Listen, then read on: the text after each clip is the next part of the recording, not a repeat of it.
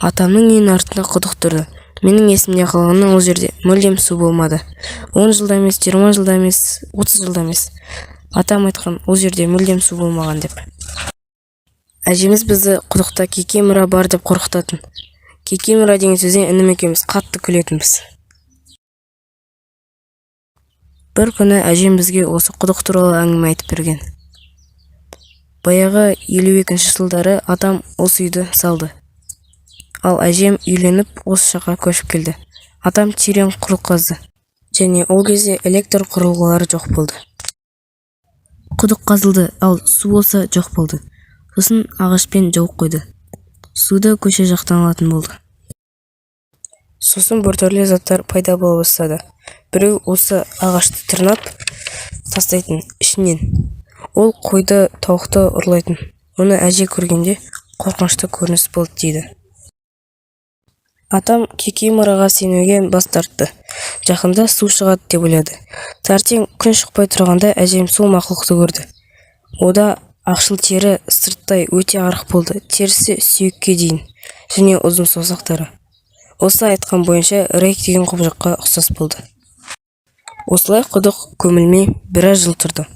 Ол құдық әлі күнге дейін ағашпен жабылып тұрды. Ата мен әже өмірден кетті. Ал құдық туралы оқиғаны бәрі ұмытты.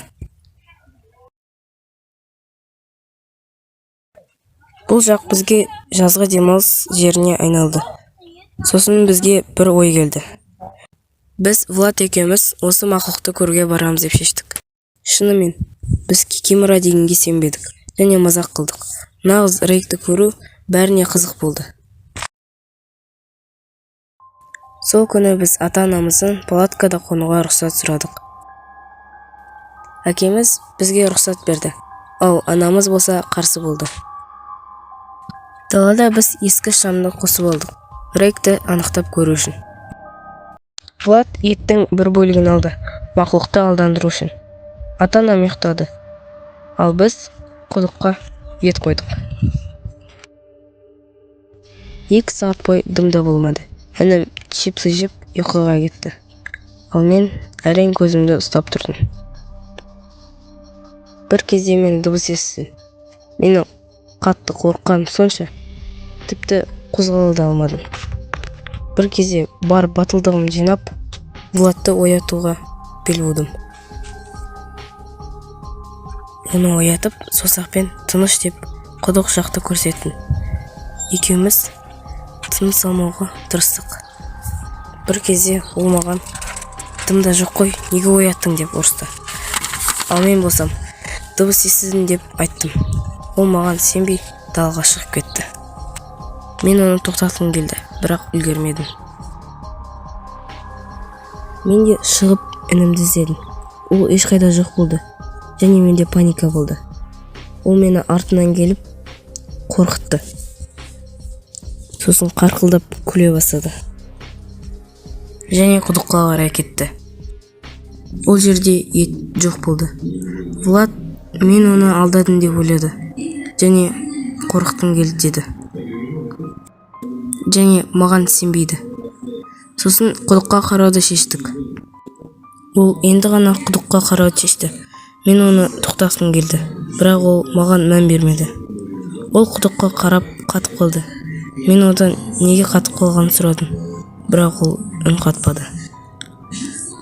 Ол мені алдап тұр деп ойладым. Сосын мен де қарауды шештім. Қараңғы құдықта бірдеме етті жеп отырды. Мен қорққан сонша тіпті қозғала алмадым.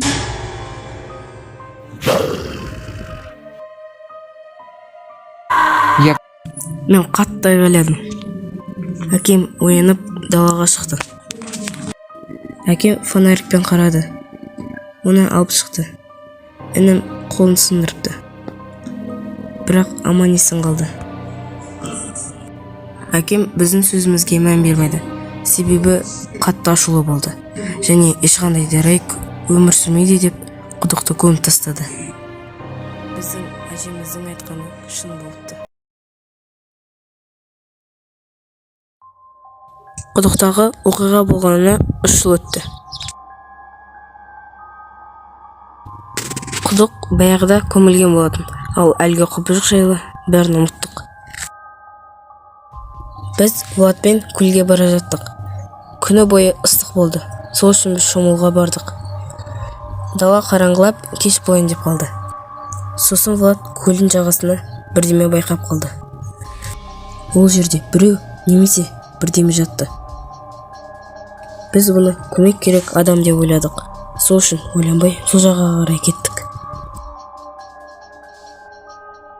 Ол жерде үлкен ағаш болатын, және біз сол жерден өтетін едік. Біз сол жаққа қарай барып, ол адам емес, бір тіршілік екенін білдік. Бірден есіме әлгі құбыжық түсті. Ол Владты өлтіре жаздаған.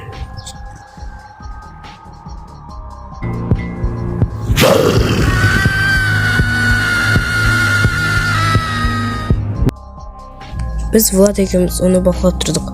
Ол мүлдем қозғалмады. Сосын Влад тас лақтырды. Сосын тыныштық. Ақырын жақында келе, мен де қорқа бастадым. Ол себепсіз жата берді. Және ол адам да емес, жануар да емес. Және мүлдем жын жоқ болды. Осы кезде Владтың телефонның жарығы жарқылдады.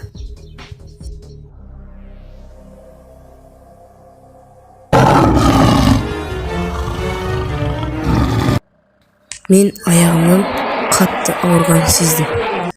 Сосын адамдыкіне емес, одан да қатты айқайды сездім. Влад менің қолымнан ұстап, біз қаштық. Және артымыздан қуып бара жатты. Мүмкін бұл рейк шығар. Бірақ ол құдықтан қалай шықты? Біз кішкене қораны байқадық. Сосын соның ішіне кірдік.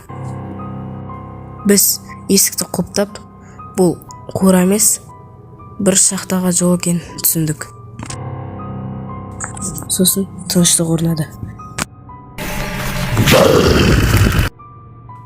Сосын қайтадан толық тыныштық орнады.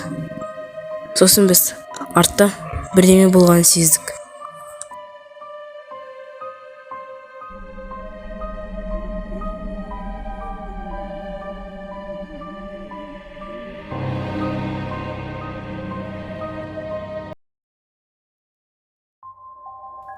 Тұзаққа түсіп, біз құтқарудан үміт үздік.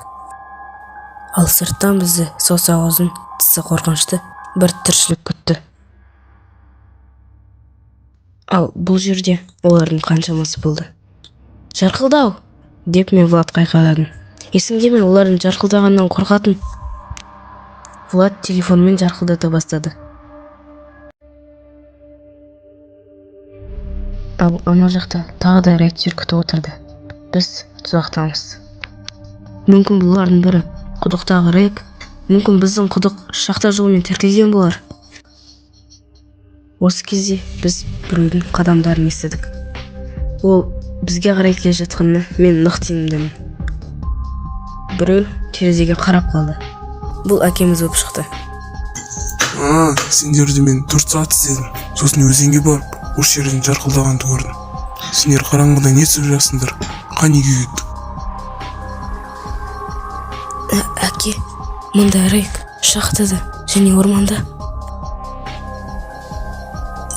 Әкеміз бізге күліп: Сендер әлі рейкпен жүрсіңдер ма? Қане, кеттік үйге. Біз әкемізбен кет бар жаттық. Және кет бар жатқанда бір дауыстар естідік. Сосын жердің астына кіріп кеттік.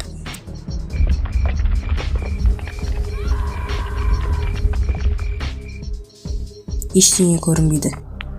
Тек төбедегі тесіктегі түнгі аспан ғана көрінген. Төбеге міне алмаймыз. Осы жерден шығатын жол іздеу керек. Әкем сенімді болып жарықты қосты. Сосын біз кете жөнелдік. Және біз кет бара жатқанда арттан бір қадамдарды естідік.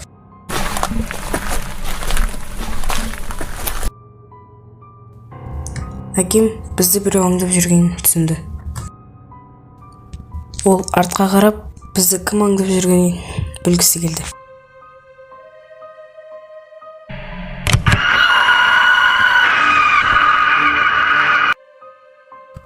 Әкеміз бізді шығатын жерге итеріп: «Қашыңдар!» деді. Біз қаша жөнелдік.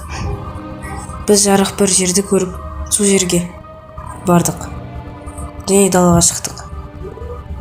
Әкем сол жерде қалып қойды. Әкем бізді әлгі құбыжықтардан қорғап, сол жақта қалып қойды. Влад жай тұрмай, көзді ашып жұмғанша 112 мен 102-ге хабарласты. Және осы жерде жабайы жануар адамға тап берді деген түсіндірді. Сосын құтқарушылар мен полициялар келіп, әкемді құтқарды. Әкем жаралы болды, бірақ тірі. Ал жаңағы жерді әкімшілік қоршап тастады. Ол жерде құбыжық бар деп. Ал әкеміз бізге сенді.